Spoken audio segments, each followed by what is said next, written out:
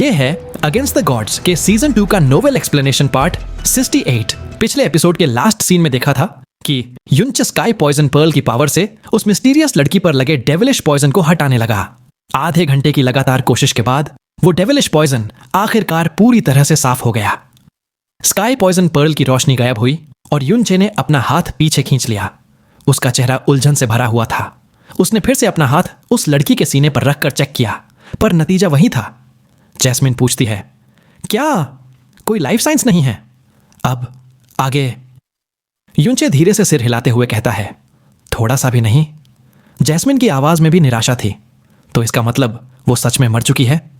Jasmine की shadow वहां प्रकट होती है और वो खुद लड़की को स्कैन करती है, लेकिन उसे भी कोई जिंदा होने के संकेत नहीं मिलते।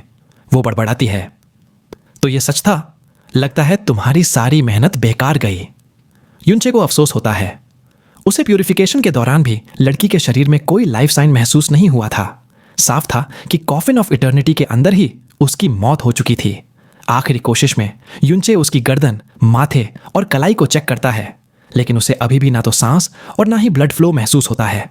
आखिरकार हार मानकर वो ऊपर देखते हुए मन में कहता है, ओल्ड सीनियर, जूनियर ने अपना प्रॉमिस पूरा किया और आपकी लिटिल मिस्ट्रेस के शरीर से डेविलिश पॉइजन साफ कर दिया है, लेकिन अब मैं बस इतना कर सकता हूं कि उसे शांति से सोने दूं। यह सोचकर जैसे ही वो कॉफिन का ढक्कन बंद करने के लिए आगे बढ़ता है, अचानक लड़की की लाल पलकें धीरे से कांपती हैं। इसके बाद उसकी आंखें धीरे धीरे खुल जाती हैं। युनचे अपनी जगह पर पत्थर का बन गया। उसने बार बार कंफर्म किया था कि उसमें कोई लाइफ साइन नहीं था और जैस्मिन भी इसी नतीजे पर पहुंची थी। लेकिन अब वो लड़की अपनी आंखें खोल चुकी थी। जब युनचे उसे हैरानी से देख रहा था, तब वो लड़की भी उसे ही देख रही थी। कुछ पलों बाद वो अपनी पलकें झपकाती है और कॉफिन के अंदर ही बैठ जाती है। खुद को घूरता हुआ पाकर वो फिर से अपनी पलकें झपकाती है। अचानक उसके चेहरे पर एक प्यारी सी मुस्कान आती है और वो कहती है, हाय बिग ब्रदर। युनचे ये देखकर हैरान रह जाता है कि जिस लड़की को वो मरा हुआ समझ रहा था, वो अचानक उठकर बैठ गई है। उसे अपने मेडिकल स्किल्स पर पूरा भरोसा था, लेकिन इस लड़की के अंदर कोई लाइफ साइंस न होने के बावजूद उसका जिंदा हो जाना एक झटका था। जब युनचे ने हैरानी से उससे पूछा कि क्या वो जिंदा है, तो लड़की ने मासूमियत से उल्टा उसी से सवाल कर लिया, क्या मैं मर चुकी थी? युनचे ने उससे उसके बारे में जानने की कोशिश की, लेकिन लड़की को कुछ भी याद नहीं था। न अपना नाम, न अपने पेरेंट्स और न ही अपना घर। जब युनचे ने उसकी एज पूछी, तो उसने उल्टा युनचे को ही टीज कर दिया कि किसी लड़की से उसकी उम्र नहीं पूछते। ऐसा लग रहा था जैसे वो अपनी मेमोरी लॉस को लेकर बिल्कुल भी परेशान नहीं थी। तभी जैस्मिन की आवाज आती है, जो बताती है कि इसकी ऐसी हालत शायद डेविलिश पॉइजन या कॉफिन ऑफ इटर्निटी में लंबे वक्त तक सोने की वजह से हुई है, जिसने उसकी यादें मिटा दी हैं। जैसे ही जैस्मिन बोलना खत्म करती है, उस लड़की की नजर अचानक जैस्मिन पर पड़ती है और वो एक्साइटमेंट से चिल्लाती है, वाह लिटिल बिग सिस्टर, तुम्हारे कपड़े कितने सुंदर हैं। मुझे लाल कपड़े बहुत पसंद है। यह सुनकर जैस्मिन झटके में आ जाती है, क्योंकि वो एक सोल फॉर्म में थी जिसे युनचे के अलावा कोई नहीं देख सकता था, खास करके जब वो खुद न चाहे। मगर ये लड़की उसे साफ साफ देख पा रही थी। लड़की ने कॉफिन ऑफ इटर्निटी को देखा और उसे एक सुंदर क्रिस्टल बेड बताया, लेकिन साथ ही कंप्लेन की कि ये बहुत हार्ड है। उसने बड़े ही प्यार से युनचे से बाहर निकालने में मदद मांगी। युनचे ने उसे डराने की कोशिश करते हुए पूछा कि क्या उसे डर नहीं लगता कि वो एक बुरा इंसान हो सकता है।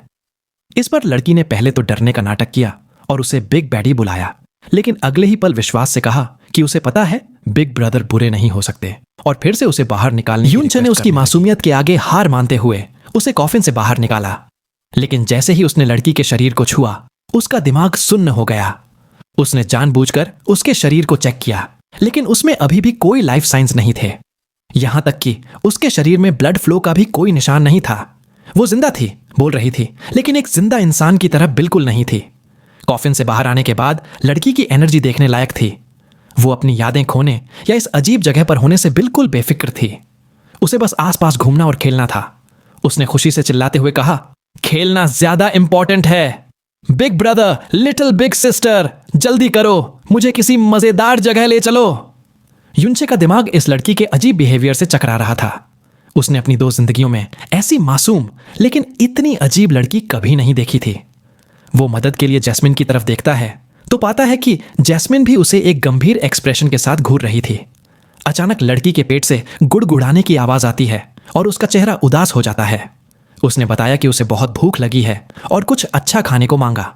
युनचे ने उसे स्काई पॉइजन पर्ल से एक सूखा बिस्किट निकाल कर दिया, जिसे सूंघते ही उसने अजीब सा मुंह बनाया और एक छोटा बाइट लेने के बाद फौरन थूक दिया और कहा, छी, ये डिस्गस्टिंग, बहुत बुरा है।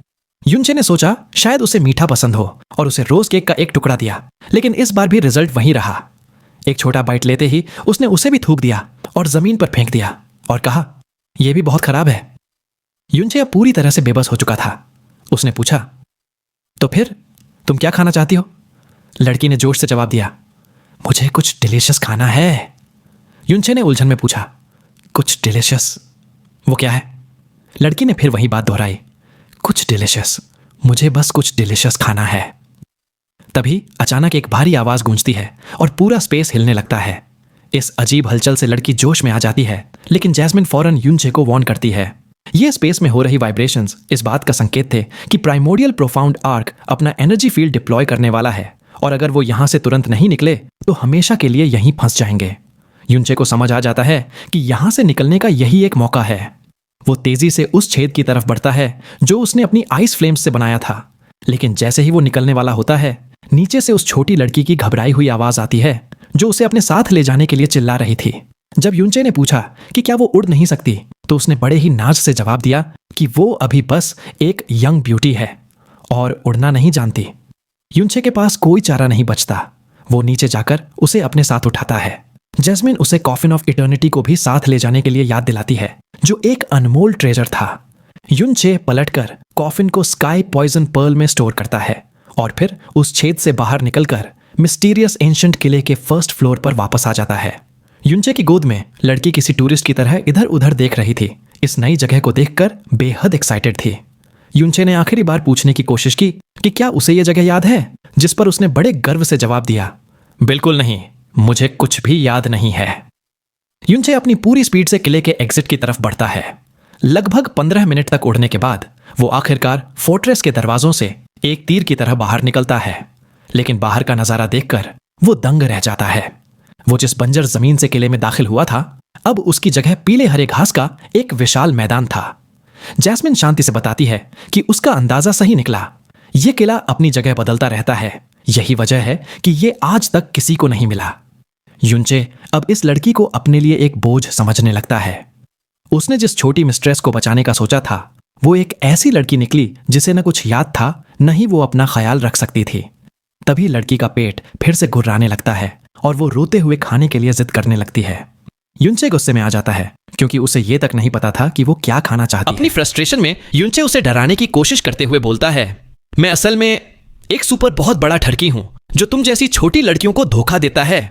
इस पर जैस्मिन भी बीच में बोलती है, ओह, इसकी गवाही मैं दे सकती हूं। लेकिन लड़की पर इसका कोई असर नहीं होता। उसने मासूमियत से पूछा, सुपर बहुत बड़ा ठरकी, वो क्या होता है? क्या उसे खा सकते हैं?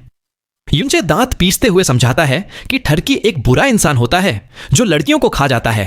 लेकिन लड़की उल्टा कहती है, सुनने में काफी ऑसम लग रहा है, वैसे भी मुझे इसकी परवाह नहीं, जाओ और मेरे लिए खाना ढूंढो।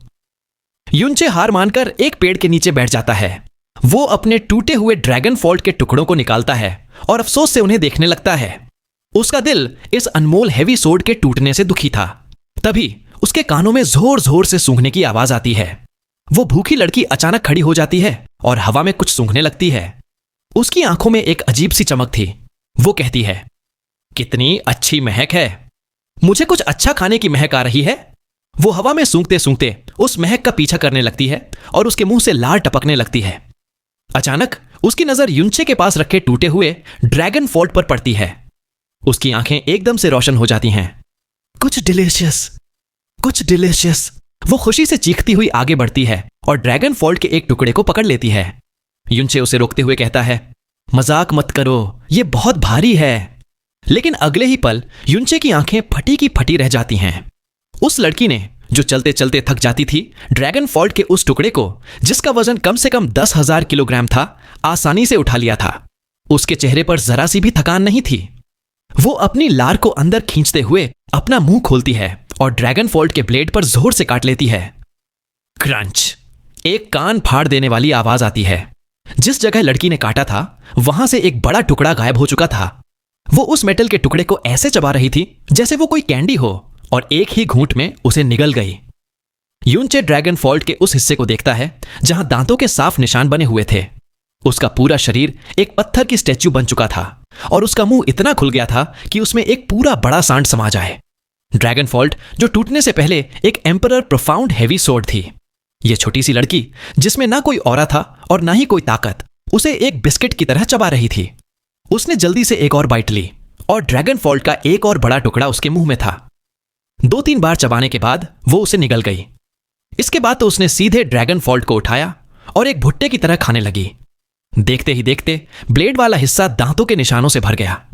यह मंजर देखते ही यूनचे अपने होश में आया। एक अजीब सी आवाज निकालते हुए वो उस पर झपटा और उसे टूटी हुई ड्रैगन फॉल्ट वापस छीन ली। अपनी अनमोल सोर्ड को इस हालत में देखकर, जो लार से सनी हुई थी और जिसमें एक भी जगह सही सलामत नहीं बची थी, यूनचे का दिल खून के आंसू रोने लगा। छोटी लड़की चिल्लाकर बोलती है, ये मेरा खाना है, मुझे वापस करो। यूनचे ने गुस्से में उस पर चिल्लाकर समझाने की कोशिश की कि यह उसकी ड्रैगन फॉल्ट है, कोई खाने की चीज नहीं, लेकिन उसने सुनने से साफ इनकार कर दिया और उसे वापस लेने के लिए उछलने लगी। तभी उसकी नजर जमीन पर पड़े स्वॉर्ड के दूसरे टुकड़े पर पड़ी। वो तुरंत पलटी और उसकी तरफ भागी। यूनचे भी बिजली की तेजी से उसके पीछे लपका, लेकिन वो एक कदम पीछे रह गया। वो छोटी लड़की ने स्वॉर्ड के ऊपर वाले भारी हिस्से को गले से लगाया और भागने लगी। यूनचे ने अपनी मैक्सिमम स्पीड इस्तेमाल की, लेकिन हैरानी की बात यह थी कि वो उसके पास तक नहीं पहुंच पा रहा था। वो छोटी लड़की 5000 किलोग्राम से ज्यादा वजन वाली ड्रैगन फॉल्ट उठाकर उससे भी तेज भाग रही थी। पूरी तरह से परेशान होकर यूनचे ने तुरंत परगेटरी एक्टिवेट कर दिया। उसकी स्पीड एक्सट्रीम लेवल पर पहुंच गई और वो एक पल में उस छोटी लड़की के पास आ गया। जैसे ही लड़की ने देखा कि यूनचे का हाथ उसके बाल पकड़ने ही वाला है, वो चिल्ला उठी, तुम मेरा डिलीशियस खाना नहीं चुरा सकते। चिल्लाते हुए उसकी स्पीड अचानक से इतनी ज्यादा बढ़ गई कि वो एक लाल रोशनी की लाइन बनकर यूनचे की नजरों से दूर होती चली गई। उसे बहुत पीछे छोड़ते हुए यूनचे पूरी तरह से हक्का बक्का खड़ा रह गया। भागते भागते ही वो छोटी लड़की शॉकिंग स्पीड से ड्रैगन फॉल्ट को चबाने लगी। जब यूनचे ने क्लैंक क्लैंक की आवाज सुनी तो उसने देखा कि पलक झपकते ही ड्रैगन फॉल्ट का आधा हिस्सा गायब हो चुका था। फिर क्रंच क्रंच क्रंच की आवाज आई और बचा हुआ हिस्सा भी उसके पेट में चला गया। ड्रैगन फॉल्ट को खाने के बाद लड़की ने आखिरकार भागना बंद कर दिया। उसने नशे में चबाते हुए कहा, मैंने इसे खा लिया, यह बहुत डिलीशियस है, अब तुम्हारा पीछा करने का कोई फायदा नहीं। यूनचे घबराकर रुक गया। उसने चिल्लाकर उस छोटी बच्ची को बताया कि ड्रैगन फॉल्ट उसके लिए कितनी इंपॉर्टेंट थी। यह सिर्फ एक हथियार नहीं बल्कि एक साथी था जिसे उसने हमेशा के लिए खो दिया है। छोटी लड़की ने असंतुष्ट होकर कहा, मैं जो तुम्हें बदले में दूंगी वो उससे कहीं ज्यादा इनक्रेडिबल है जिसे मैंने अभी खाया। ऐसा कहते ही उसके शरीर से एक तेज लाल रोशनी निकलने लगी। रोशनी के अंदर वो धीरे धीरे हवा में ऊपर उठने लगी और उसका पूरा फिगर लाल रोशनी से ढक गया। फिर रोशनी आसमान में फट गई और पूरी तरह से फैल गई। जब लाल रोशनी हटी तो उस छोटी लड़की का फिगर गायब हो चुका था। आसमान में फ्लोट करते हुए जो चीज उसकी आंखों के सामने आई वो एक अजीब आकार की विशाल लाल सॉर्ड थी। विशाल लाल सॉर्ड हवा में घूमी और नीचे आकर यूनचे के सामने जमीन में धंस गई। तभी यूनचे ने देखा कि सॉर्ड की हिल्ट के नीचे बीच में एक मार्बल जैसा ऑर्ब था और उसके अंदर वही गायब हुई छोटी लड़की थी। अब वो बस कुछ सेंटीमीटर लंबी थी, लेकिन उसके कपड़े, बाल और चेहरा साफ दिख रहे थे। वो मार्बल के अंदर अपने हाथ कमर पर रखे जीत की हंसी हंसते हुए बोली, हे, मैं सफल हो गई। देखा, क्या यह तुम्हारी उस सोर्ड से बहुत बेहतर नहीं है? उस लड़की के पास डरावनी ताकत, यूनचे की पकड़ से बाहर की स्पीड और ड्रैगन फॉल्ट को खा जाने वाला पेट था। अब उसने अपनी चौथी एबिलिटी दिखाई। वो असल में एक सोर्ड में बदल सकती थी। यूनचे को चक्कर आ रहा था। उसे लगा जैसे वो कोई सपना देख रहा है। उसने लाल रंग की ग्रेट स्वॉर्ड को ऊपर से नीचे तक देखा। तभी उसकी नजर कोर पर्ल के दोनों तरफ लिखे 2 शब्दों पर पड़ी, जो थे डेविल स्लेयर। इस नाम को सुनते ही जैस्मिन यूनचे के पास आई और उसकी नजर डेविल स्लेयर शब्दों पर पड़ते ही उसके चेहरे पर गहरा सदमा छा गया। यूनचे ने जैस्मिन से पूछा कि क्या वो इस सोर्ड को जानती है, लेकिन जैस्मिन ने उसे सोर्ड के दूसरी तरफ देखने को कहा। यूनचे ने तेजी से सोर्ड को घुमाया। उसी जगह पर 2 और शब्द लिखे थे, हेवन और स्माइटिंग। यूनचे ने धीरे से कहा, हेवन स्माइटिंग, डेविल स्लेयर। इन शब्दों को देखते ही जैस्मिन का चेहरा पूरी तरह बदल गया। उसने समझाया कि वो अभी भी पूरी तरह श्योर नहीं है, लेकिन इस बात की संभावना बहुत ज्यादा है कि ये लड़की कोई इंसान या मामूली क्रिएचर नहीं है। वो शायद एक सेलेस्टियल स्पिरिट है जो एंशंट ईरा में अस्तित्व रखते थे और जन्म से ही हेवन और अर्थ की अनोखी शक्तियों के मालिक होते थे। यही वजह थी कि उसके अंदर से कोई लाइफ ऑरा महसूस नहीं हो रहा था। युनचे को जैस्मिन ने उस सोड को आजमाने के लिए कहा। जब युनचे ने सोड उठाने की कोशिश की तो वो हिली तक नहीं। हैरान होकर उसने अपने दोनों हाथ हिल्ट पर रखे और परगेटरी गेट एक्टिवेट करके अपनी सारी ताकत लगा दी। उसने लाल ग्रेट सोड को जमीन से उठा लिया। उसे ऐसा लगा जैसे वो कोई सोड नहीं बल्कि एक पहाड़ उठाए हुए है। जैसे ही उसने सोड को घुमाना शुरू किया, उससे एक जबरदस्त ऑरा निकला। तभी अंदर से आवाज आई, वाह वाह वाह, कितना मजा आ रहा है, पर मुझे चक्कर क्यों आ रहा है। छोटी लड़की की आवाज सुनकर युनचे रुक गया। उसे याद आया कि यह सोड वही छोटी लड़की है। तभी जैस्मिन की आवाज उसके दिमाग में गूंजी, जो सोल ट्रांसमिशन का इस्तेमाल कर रही थी। जल्दी से अपना खून इस सोड पर टपकाओ, एक बूंद ही काफी है। युनचे ने बिना कोई सवाल किए अपनी उंगली से खून की एक बूंद निकालकर लाल ग्रेट स्वॉर्ड पर टपका दी। जैसे ही खून की बूंद सोड को छुई, वो अचानक उसके कोर में घुस गई और गायब हो गई। यह सब इतनी तेजी से हुआ कि युनचे को सिर्फ एक पल के लिए अजीब एनर्जी फ्लक्चुएशन महसूस हुई। उसे जैस्मिन के सीक्रेट एक्शन का पता नहीं चला। अंदर से लड़की की आवाज आई, मुझे इतना अजीब क्यों लग लाल रहा ग्रेट है? स्वॉर्ड एक रोशनी के साथ चमकी और गायब हो गई। उसकी जगह वही लाल बालों वाली लड़की फिर से खड़ी थी। जमीन पर उतरते ही वो अपना चेहरा पकड़कर कुछ सोचने लगी। युनचे ने अपना गुस्सा भुलाकर एक नरम एक्सप्रेशन बनाया और कहा, छोटी लड़की, तुम सच में बहुत स्ट्रांग हो। लड़की ने उसकी तरफ उलझन से देखा और कहा, पता नहीं क्यों, पर मुझे लगता है मैं तुम्हें और पसंद करने लगी हूं। तुम्हें खुश होना चाहिए कि मैं तुम्हें पसंद कर रही हूं। और हां, तुम मुझे छोटी लड़की मत बुलाओ, यह सुनने में अच्छा नहीं लगता। युनचे ने पूछा, तो फिर मैं तुम्हें क्या बुलाऊं, और क्या मैं तुम्हें एक नाम दे दूं? यह सुनकर लड़की की आंखें चमक उठीं। ठीक है, लेकिन नाम अच्छा और क्यूट होना चाहिए। युनचे ने उसके लाल कपड़े, लाल बाल और लाल आंखें देखीं। उसने कुछ देर सोचा और कहा, तो मैं तुम्हें होंगर बुलाऊंगा। लड़की ने इस नाम को कई बार दोहराया। उसने कहा, ठीक है, अगली बार से मुझे होंगर बुलाना। हे, मेरे पास एक नाम है, होंगर। उसके एक्साइटमेंट से साफ पता चल रहा था कि वो इस नाम से बेहद खुश थी। उसका सेटिस्फैक्शन लुक देखकर युनचे के दिल में भी अजीब सी खुशी हुई। अभी कुछ देर पहले तक वो पछता रहा था कि उसने इस आफत को क्यों बचाया, लेकिन अब उस लाल ग्रेट स्वॉर्ड को याद करके उसके मुंह में पानी आ रहा था। लेकिन एक बेजान स्वॉर्ड को चलाना और एक जिंदा स्वॉर्ड को चलाना, जो असल में एक इंसान थी, दो बिल्कुल अलग बातें थीं। जैसे ही वो सोच रहा था कि इस छोटी बच्ची से अपनी बात कैसे मनवाएगा, जैस्मिन ने अचानक एक भारी टोन में कहा, जल्दी से उस पर एक सब्जुगेशन प्रोफाउंड इम्प्रिंट लगा दो, वही इम्प्रिंट जो प्रोफाउंड बीस्ट्स के साथ कॉन्ट्रैक्ट बनाने के लिए इस्तेमाल होता है। युनचे सन्न हो गया और कहा, लेकिन ये तो प्रोफाउंड बीस्ट को काबू करने का तरीका है, वो एक इंसान है, इस पर कॉन्ट्रैक्ट कैसे बन सकता है? जैस्मिन ने ठंडे से जवाब दिया कि होंगर सिर्फ एक इंसान नहीं है। उसने समझाया कि अभी जो खून युनचे ने स्वॉर्ड पर छींटा था, वो उसके सोल में पहले से ही इम्प्रिंट हो चुका है। इस वक्त होंगर ने अपनी यादें खो दी हैं और सबकॉन्शियसली उस पर भरोसा करती है। अगर अभी युनचे ने कॉन्ट्रैक्टेड प्रोफाउंड सील का इस्तेमाल किया, तो वो उसके खून के निशान से जुड़कर हमेशा के लिए उसके सोल में कैद हो जाएगा और वो एक मास्टर स्लेव कॉन्ट्रैक्ट में बंध जाएगी, जिसमें मास्टर युनचे होगा। युनचे मुस्कुराते हुए होंगर से बोलता है, होंगर, चलो कुछ डिस्कस करते हैं। तुमने मेरी ड्रैगन फॉल्ट खा ली, तो अब तुम्हें मुझे वापस करना होगा, है ना? होंगर ने सर हिलाया, लेकिन उसके एक्सप्रेशन से साफ था कि वो अलर्ट हो गई थी। युनचे ने आगे कहा कि अब उसके पास कोई हथियार नहीं है, इसलिए फ्यूचर में जब भी उसे जरूरत होगी, होंगर को उस विशाल सोर्ड में बदलना होगा। होंगर ने एक पल सोचा और हां कर दी, लेकिन साथ ही अपनी 3 कंडीशंस भी रख दी। पहली, युनचे को उसके साथ खेलना होगा और उसे इग्नोर नहीं करना होगा। दूसरी, उसे हर रोज टेस्टी खाना ढूंढना होगा। और तीसरी, वो उसे छोड़कर नहीं जा सकता और ना ही उसे डांट सकता है। युनचे ने तुरंत हां कर दी। होंगर खुशी से उछल पड़ी और फिर तुरंत बोली, मुझे फिर से भूख लग रही है। तुम्हारी उस सोर्ड का बचा हुआ हिस्सा, क्या मैं उसे खा सकती हूं?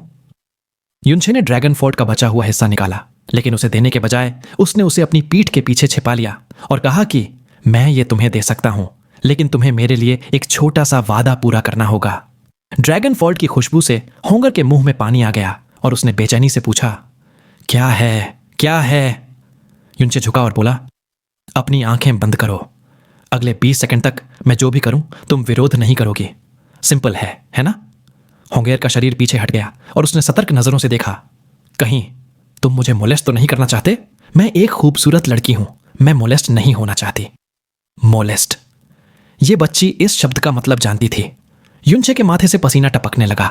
उसने बड़ी मुश्किल से कहा, नहीं, मैं बस तुम्हारे माथे के बीच को छूना चाहता हूं, बस। होंगर ने सोचा कि माथा छूने के बदले उसे टेस्टी ड्रैगन फॉल्ट मिलेगी। ये एक अच्छा सौदा था। ठीक है, लेकिन तुम अपने वादे से मुकरना नहीं, युनचे ने कहा। ठीक है, पहले अपनी आंखें बंद करो, चिंता मत करो, मैं कहीं और नहीं छूंगा। वीडियो को लाइक करके, चैनल को सब्सक्राइब करके हमारी छोटी सी फैमिली का हिस्सा बन जाइए अगर ऐसे ही और वीडियोस देखनी है तो। साथ ही अगर आपके दोस्त भी इस तरह की वीडियोस में इंटरेस्टेड हो तो उन्हें शेयर भी कर देना।